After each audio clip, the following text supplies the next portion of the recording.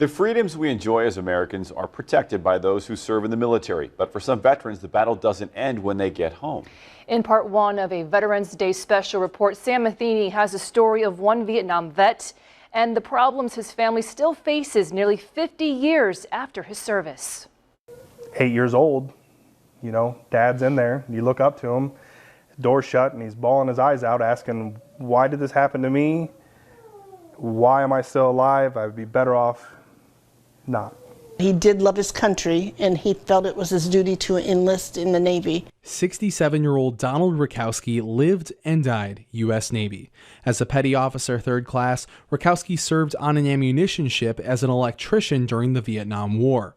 Throughout the war, herbicides were sprayed over trees to eliminate enemy cover, including the infamous Agent Orange. Rakowski was diagnosed with salivary gland cancer. At the age of 41, he believed exposure to Agent Orange caused the cancer in his jawbone. I sometimes worked 2 or 3 jobs, but we made it through. Kept our house, which, you know, still paying on, but we kept our house. For 26 years, Rakowski kept sending letters to government officials and the Department of Veterans Affairs trying to get his request approved for full disability compensation. That was never approved. And their reply back was, except for you. You didn't step foot on land in Vietnam. So since you didn't step foot on land, you don't qualify. We reached out to the Department of Veterans Affairs for comment about why Donald Rakowski didn't receive compensation. They replied back saying, due to privacy laws, we are unable to speak directly about Mr. Rakowski's claims, but can tell you he served honorably in the United States Navy. According to the forms of cancer listed on the VA's website, Agent Orange exposure is not a recognized cause of Rakowski's cancer.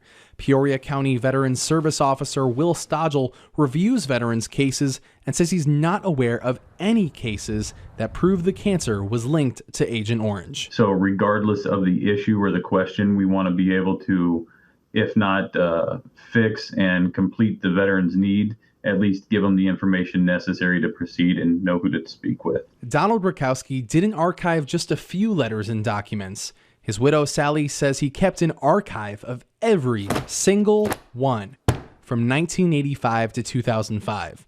Donald Rakowski died on April 2nd, 2011, at the age of 67 from pneumonia and cancer, nearly 50 years after the war ended. Donald Rakowski's family says they are still working with the Peoria County Veterans Assistance Commission to explore whether a settlement is possible. The family says they've been told there was asbestos on the ship that Donald was on back in the war in Vietnam. The commission says they cannot comment due to privacy concerns. In part 2 of this special report on Wednesday, we detail the options local veterans do have if they're looking for care in Central Illinois. Tonight, we continue our special report on services that are available to our veterans. And for some who served, the fight continues long after they leave the battlefield. Yeah, Sam Matheny takes us into one veteran's story and the support that's available to others like him. I couldn't separate the two. I had a hard time separating, like, from when I was in to when I got out. I feel like I lost a piece of myself whenever I got out that, like, I can't find anymore. Stephen Picton served in the U.S. Army as a military equipment truck driver in Afghanistan. He spent 9 months on the battlefield before coming home. That was the time I was really depressed and anxious. I just felt like something was wrong with me. I couldn't figure it out. Since returning, Picton says he couldn't hold a job for more than 3 months at a time as he tried to adjust to civilian life while suffering from post-traumatic stress disorder, or PTSD. Picton says it was difficult for him to find purpose for his life until he started going to Riverside Community Church in Peoria. There he says he found joy and a sense of community. The biggest challenge for me was trying to get back out there again, not relying on somebody or something to support me, and just taking that leap to go and just trust in God. Picton also began receiving a wide variety of services at the Bob Michael VA Healthcare Clinic. He says his quality of life improved once he found what he needed. The story for each veteran and their family can be different. Some can feel supported and some may not feel supported.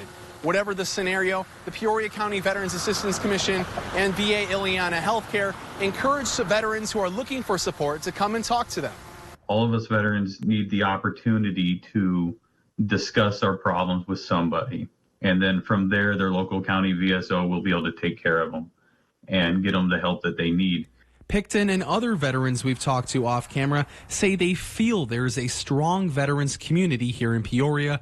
However, Picton and others believe there needs to be more awareness among veterans and their families so they know where to look for help. According to the record, we are serving only still 53% of the eligible veteran. So we should have more patients coming, veterans coming. Ileana VA Healthcare System Executive Director Stacy Williams says the number of veterans they serve has remained the same in the past few years.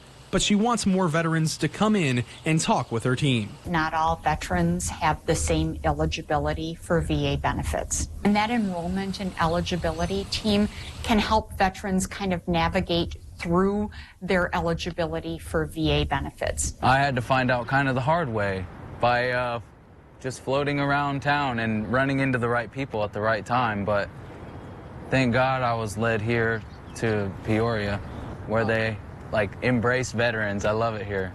Peoria has covered everything for me. I couldn't be more comfortable here.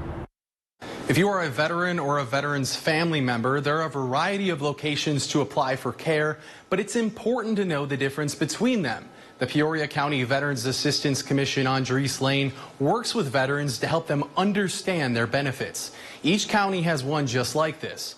The Bob Michael VA Outpatient Clinic is strictly for health care and serves those in central Illinois.